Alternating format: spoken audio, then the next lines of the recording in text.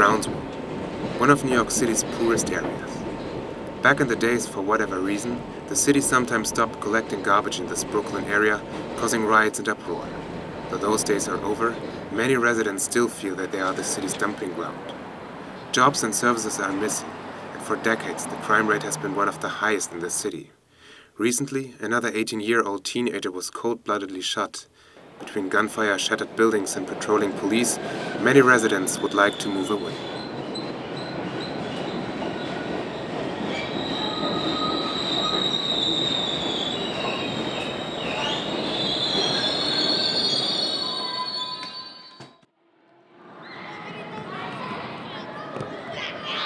One institution in Brownsville that wants to change the neighborhood is the BRC, the Brownsville Recreation Center on Linden Boulevard, a 5-minute walk from the 3 train on Junior Street. Besides basketball, rollerblades, a gym and martial arts classes, the BRC offers a weight room, cookery courses, a pool, bikes, a modern computer lab, fish, lizards, and dancing lessons, rare attractions in Brownsville that are absolutely free for kids 17 and under. The man who made it all possible is center manager Greg "Jacko" Jackson, who dreams of making Brownsville the place it used to be when he was born in 1951. The neighborhood was predominantly Jewish when I was a kid. It was great. We had all of the delicatessens. We had about 12 movie houses in the area. We had places you could sit down and eat dinner with your family. You had places you could window shop. You had the big furniture stores in Brownsville. So it was beautiful. But then the Jews left, African American and Hispanics moved in, and slowly but surely, city officials abandoned the area. Instead of the best sanitation coming in, they'll send some sanitation in. Instead of having the best schools, they sent different teachers into the neighborhood, and teachers that didn't care and didn't live it. After an NBA career for the Phoenix Suns and the New York Knicks, Jackson came back to Brownsville to help as a community worker. In 1984, he took over a dilapidated BRC, which was on the brink of being closed after running for more than 30 years. Jackson reinvigorated the center with some friends, but in 1990, when the city ran out of money, all of them were laid off. But Jackson came back, again renovated the center, and made it what it is today. We won't be like Kobe Bryant, this is what he had to go through. Be like Michael Jordan, this is what he had to go through. Chris Paul, same way. But more important than anything, to keep going to the next level, you got to be able to go to school.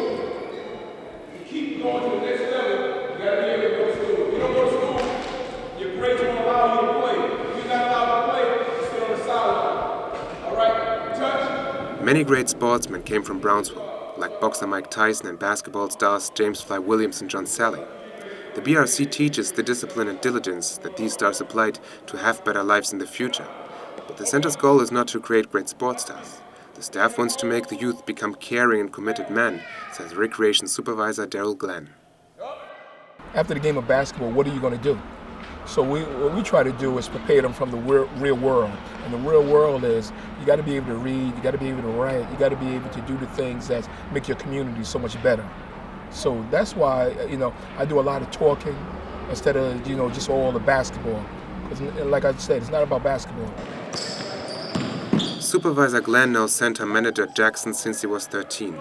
When Glenn and the other kids were playing on the center's basketball team, they had to show Mr. Jackson their report cards every other day. Glenn later went to college, and today he is a happy family father with a good job. He says he doesn't know how his life would have been without Jackson and the BRC, and Glenn is not the only one. There is 19-year-old Miguel Smith studying computer technology in his second year at Long Island University. Without the center, I don't know. I wouldn't be in the right direction. Because before I used to sell drugs. So I used to came here just to get away from stuff. And 47-year-old Howard Prescott, who works at a tenement complex nearby, said he might be dead or in jail. His outlook for Brownsville without the center is grim. I honestly think it would be like a war zone.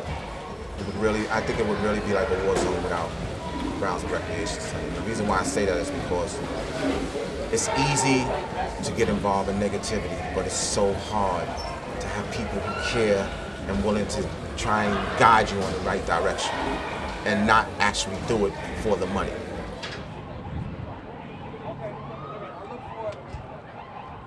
We've had a tremendous success with our truancy reduction program. When we started it back in 1999, there were 50,000 kids a day not going to school in Brooklyn. Can you imagine the potential for trouble that creates? The BRC is also involved in many initiatives in the area. This Wednesday, Jackson was on his way to the opening of a community center for Brownsville that is to help juvenile offenders and truants to get back on track. After the event, partners and activists exchanged with public officials. Among them was Supreme Ennis Johnson, who works for Man Elevating Leadership, a small not-for-profit organization that cares about the youth of the neighborhood. For instance, they host basketball tournaments in the summer and support families of shooting victims. Johnson says the BRC is important, but with or without center, he says, change must start at home. That's basically it, to really get more people involved, more parents more involved in their children's lives than letting them go out in the street learning the hard way, going through prison systems and shelters and group homes, but they got the family. The family just distance themselves from their children because they disrespectful. But the reason why they disrespectful is because the parents don't get really involved in the children's lives after a certain age. Johnson learned the hard way, sold drugs, got shot and went to jail for stealing cars. He got himself out of all that on his own and with the support of community worker Daniel Godin, who has been his mentor since Johnson was 12. Godin is the founder of Man Elevating Leadership, whose acronym is MEL, that also stands for Mel, Godin's stepson, who got killed in 2004 in a nightclub at the age of 21. Godin says the BRC should be a model for all recreation centers, and there are many facilities in Brownsville that could be like it, but those don't get any money. It doesn't take a lot to support young people, but everything that we need out here, it seems like it's going to different sources. Children are suffering. So that's where it seems that the anger comes in on my behalf. That we know better, so we should do better, and we're not. The BRC has about 11,000 members at the moment and had 500,000 visits last year.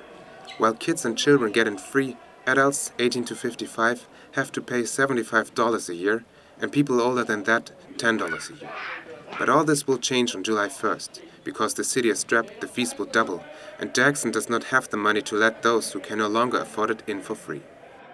I know the DA at one time was talking about helping me out with kids, getting those kids into the building, and that works. I think that can work, but it's still going to be limited what he can do. So there's going to be some kids that can't get in, and it's just a shame. So here we have the highest crime in the city, so you want those kids in the building, and those kids are not able to come into the building, which I think is ridiculous.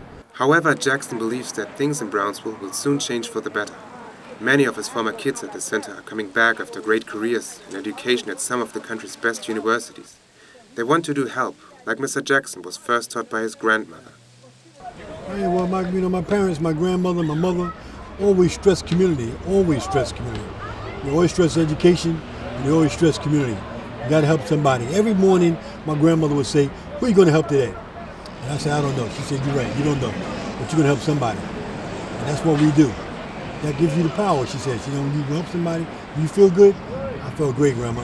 She said, when you don't feel good, when you feel like a sucker, you're a sucker. Don't do it no more. When you feel good about it, then keep doing it.